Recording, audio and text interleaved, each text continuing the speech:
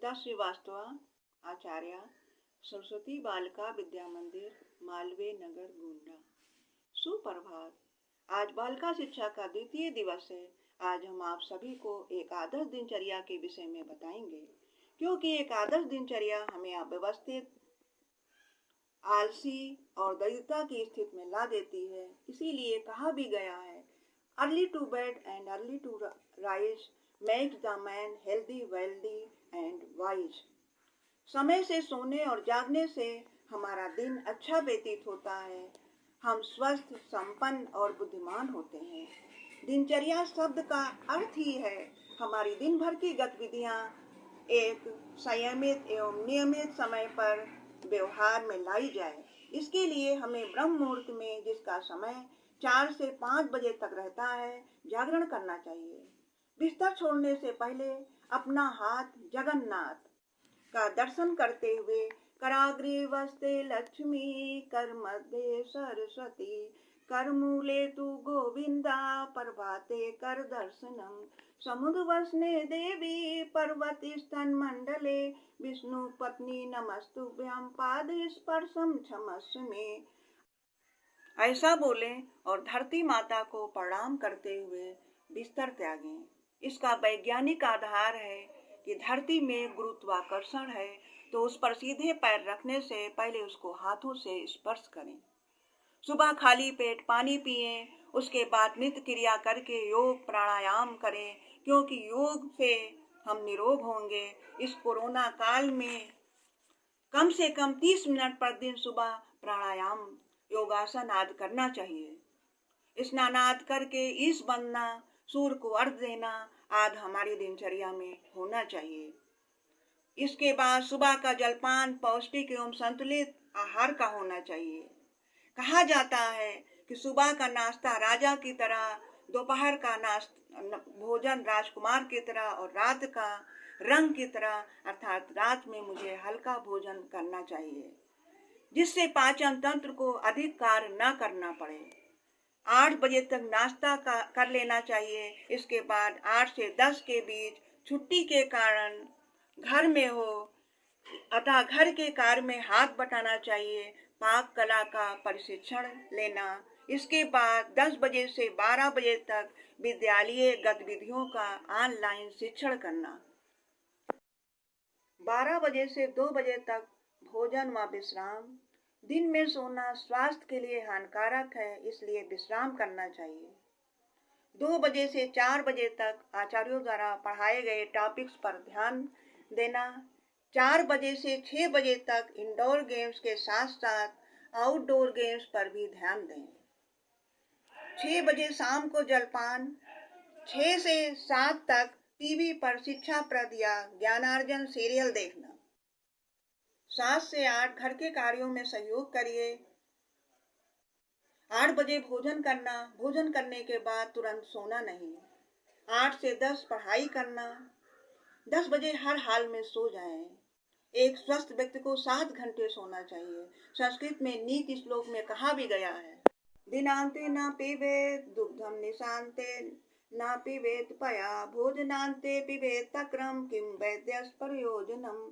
जो दिन के अंत में अर्थात सायंकाल में दूध पीता है, जो रात के अंत में अर्थात प्रातः काल में जल पीता है, जो भोजन के बाद मट्ठा पीता है, उसके लिए वैद्य अर्थात डॉक्टर की क्या आवश्यकता है, अर्थात कोई आवश्यकता नहीं है। धन्यवाद। रीता श्रीवास्तवा, आचार्य, सरस्वती बालिका विद्या मंदिर, मालवीय नगर, गोंडा। सुप्रभात। आज बालिका शिक्षा का द्वितीय दिवस है।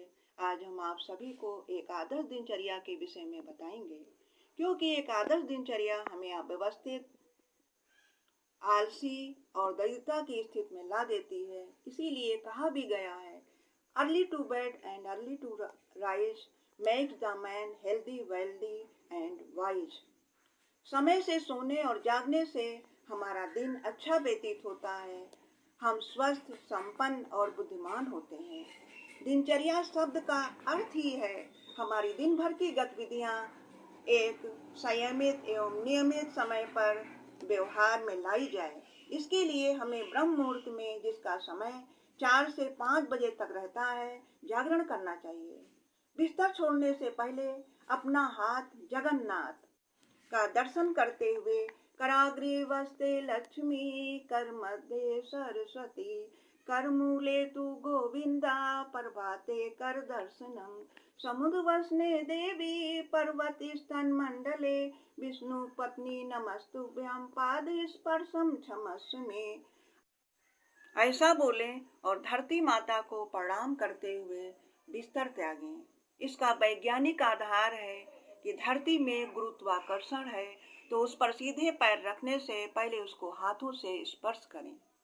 सुबह खाली पेट पानी पिएं, उसके बाद नित्य क्रिया करके योग प्राणायाम करें, क्योंकि योग से हम निरोग होंगे। इस कोरोना काल में कम से कम 30 मिनट प्रतिदिन सुबह प्राणायाम योगासन आदि करना चाहिए। स्नानादि करके ईश बनना, सूर्य को अर्घ देना आदि हमारी दिनचर्या में होना चाहिए। इसके बाद सुबह का जलपान पौष्टिक एवं संतुलित आहार का होना चाहिए।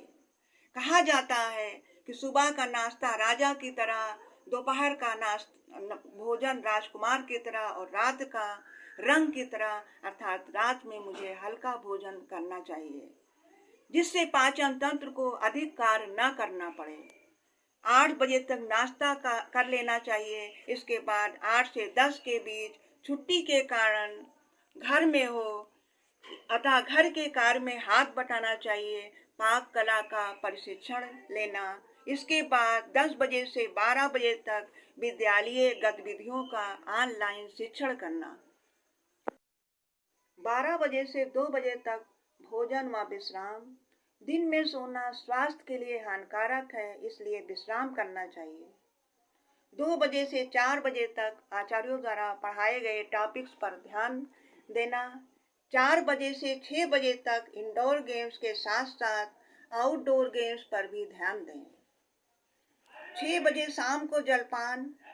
6 से 7 तक टीवी पर शिक्षाप्रद या ज्ञानार्जन सीरियल देखना। 7 से 8 घर के कार्यों में सहयोग करिए। 8 बजे भोजन करना। भोजन करने के बाद तुरंत सोना नहीं। 8 से 10 पढ़ाई करना। 10 बजे हर हाल में सो जाएं।